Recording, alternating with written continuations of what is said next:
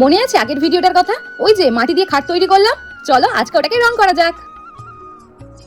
আগে পুরোটাতেই সাদার কোট করে নেব। রং করার আগে কিন্তু মাটিটাকে পুড়িয়ে নিও, তাতে আরো মজবুত হয়। আমি না পোড়াতে গিয়ে হাতটাই পুড়িয়ে ফেলেছিলাম। আচ্ছা, তোমাদের কার কার মনে হয় যে ছোটবেলাটা ফিরে পেলে কতই না ভালো হতো? বিশ্বাস করো, আমার না খুব মনে হয়।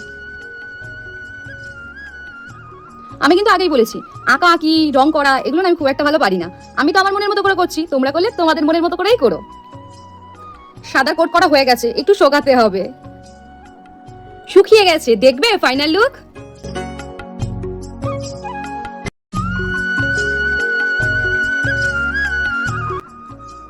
জানি এটার আর এখন কোনো প্রয়োজন নেই, তবে ছোটবেলা স্মৃতি হিসাবে শোকেসে তো গুছিয়ে রাখাই যায়, কি বলো? এটা কেমন হয়েছে তোমরাই জানিও। ভালো লাগলে একটা লাইক করে দিও। আজ তো এই পর্যন্ত, দেখা হবে নেক্সট কোনো ভিডিওতে। আজকের মতো বাই।